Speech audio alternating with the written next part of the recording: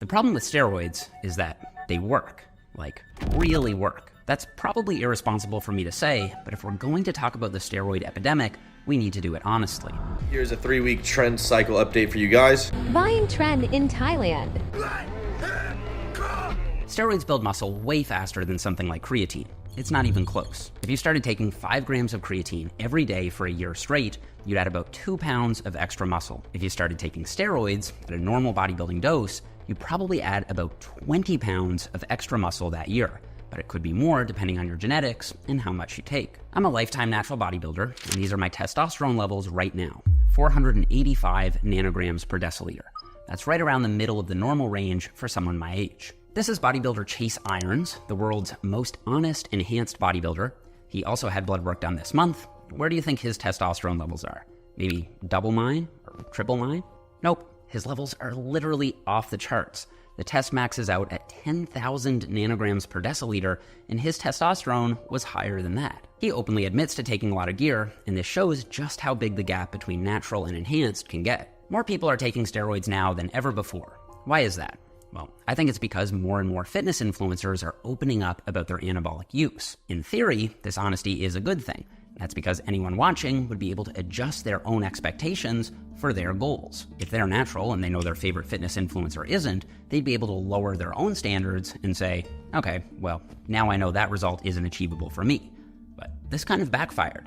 A lot of people didn't lower their expectations, they just started taking steroids. And the bigger problem is a lot of fitness influencers are only ever partially transparent. They say they're on steroids and they show their gains, but they rarely, if ever, show any of the bad stuff.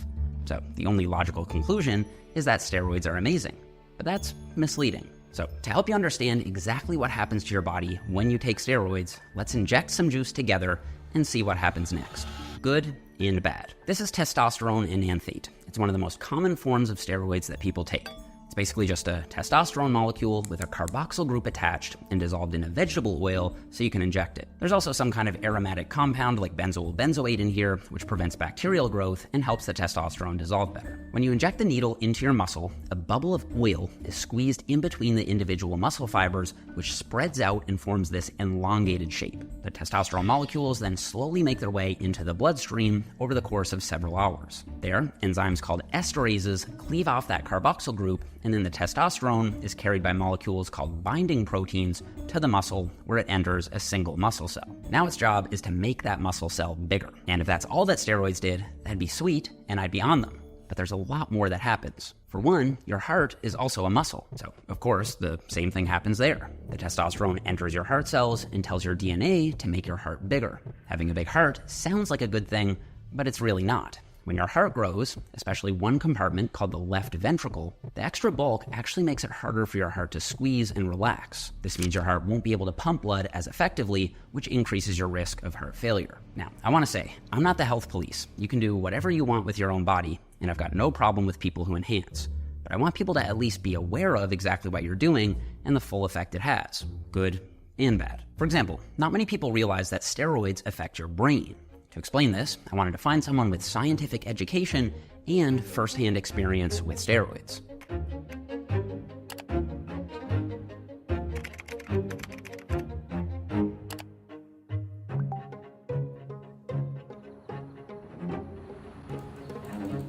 Hey. Can you hear me okay, Mike? Yeah. Steroids can cause in many people really high levels of anxiety. It's dose dependent. It's also compound dependent. Things like Tren cause way more anxiety than other milder compounds like Primo. So this is fun. I haven't admitted this yet, but it's not a particularly crazy admission. I recently took a validated, empirically validated, scientifically based scale for anxiety. And actually currently, right now, I have severe anxiety disorder. It's probably the most severe type of anxiety disorder, short of like panic disorder. And that's actually right now, as I talk, that's what I have. And another one, also another psychological side effect. Some types of your intelligence degrade over time with steroid use. This was tested in people currently using steroids and people who used to use steroids. Most people are just totally unaware that steroids have that potential effect on IQ reduction. And since IQ or just intelligence is such a global quality that you probably want to hang on to most of it as much as you have, it's a real serious thing to trade off. And that tracks with the science. This 2021 study took 3D MRI scans of the brains of over 200 weightlifters. About half of them were natty, the other half enhanced. The scans revealed that the lifters who took steroids had a significantly bigger brain age gap. That means when they looked at the natural brains, their brain age matched their actual age. But the brains of the enhanced lifters looked much older than they should look for someone their age. Their brains were aging faster than they should be. And the psychology of steroids is fascinating. Most people take steroids because they want to look bigger and feel better about the way they look. And I get it. I want to look bigger and feel better too. And steroids will make you look bigger, but they might not help you feel any better about the way you look. They actually could make your body dysmorphia worse. That's because a lot of people think if they just start enhancing, then they'll look how they want. But just because you take gear doesn't mean you're going to look like sebum. And then when you eventually come off, you'll quickly lose a good chunk of the size that you put on and feel smaller than ever. At that point, it becomes near impossible not to go back on, take even more steroids, and the cycle continues. Again, that wouldn't really be a problem if steroids didn't impact pretty much every system in your body, but they do. After you inject, some of that testosterone is converted into a hormone called DHT, which causes hair follicles to shrink faster. This is why so many bodybuilders are bald in their 20s. Some testosterone is also converted into estrogen, which can increase breast tissue formation in men, leading to soft, puffy nipples, also known as gyno. The most reliable way to get rid of gyno is surgery, and while most people will take other drugs to prevent that conversion to estrogen, almost every bodybuilder you know has had to deal with gyno at some point. Injecting testosterone also lets your testicles know that there's more than enough testosterone to go around, so they shrink to about 1/2 of their usual size. The shrinkage quickly shuts down your body's natural ability to make its own testosterone, which is why some people will need to inject testosterone for the rest of their life. Steroids also make sebaceous glands on your skin grow bigger, which causes them to overproduce a sticky, oily substance called sebum. Sebum moisturizes and protects your skin in normal amounts, but causes acne when overproduced. Steroid users will try to combat this by taking other drugs for acne treatment, but then they have their own side effects. What would be a side effect that most people wouldn't be aware of until you've kind of done it? Yeah, it's a good question. There are a few of those I can think of. Because anabolic steroids are mostly gotten in, at least the United States and Canada, through underground laboratories, some of the gear you get is like damn near farmer grade. It goes in smooth as butter, never does anything, no inflammation. Some of the gear goes in there and boy, does it mess you up. And I have been personally hospitalized at least once for a non-infected but insanely immune responsive abscess. My quad was like 1/2 foot out to one side. I've had friends get hospitalized for abscesses. The doctors have to cut your skin open, they have to drain it. And lastly, the term roid rage, but it's really aggression. And it very infrequently displays itself as actual violent acts, but the thoughts you get on steroids are disturbing. You might like war movies and stuff, but if there's a war movie playing in your head every single second you're awake and asleep, it gets a little old after a while, but you have big muscles, so I guess that's cool. So that's how the cookie crumbles. Let me get a second opinion on that.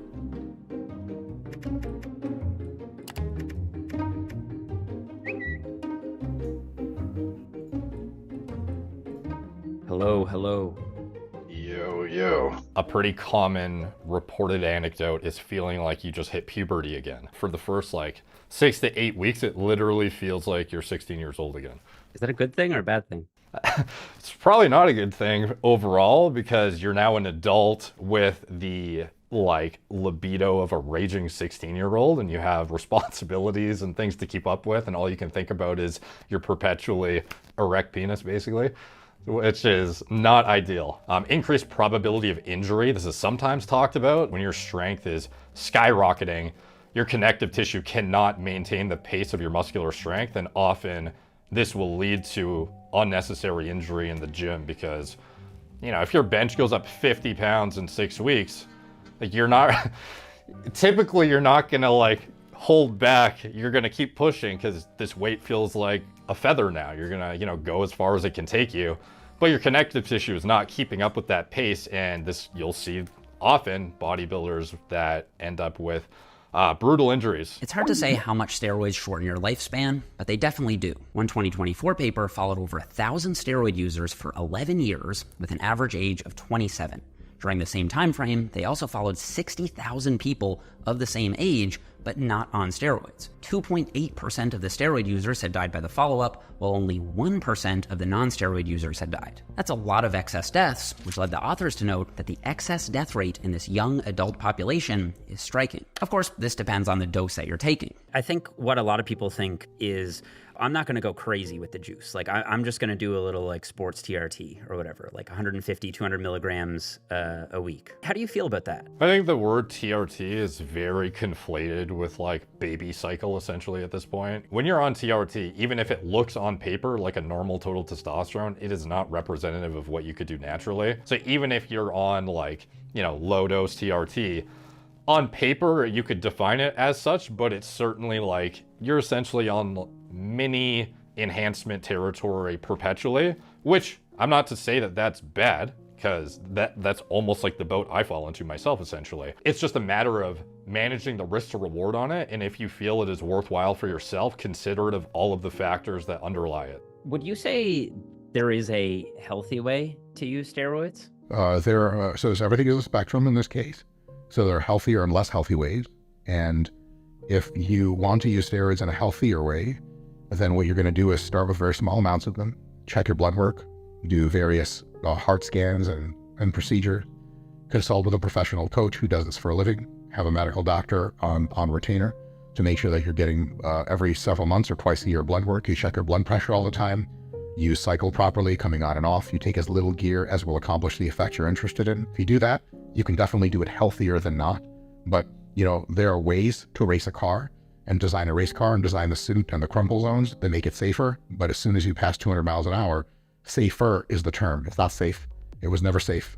And so steroid use is less safe almost always than not taking steroids, but you can make it very, very safe, or you can make it pretty roll the dice risky. The real big decision is on how you approach it. I notice people at like a really young age coming up to me and being like, hey, like I might hop on, like, I've been training for a while now, like teenagers. Do you have like an age in mind where it's like, this is where, you're old enough to even like consider it, and before that, just figure out your training and diet? Yeah, there's a couple things that go into that. One is some kinds of steroids close your growth plates early, and that means they'll prevent you from reaching an adult height. Some men don't stop growing until they're 22 years old.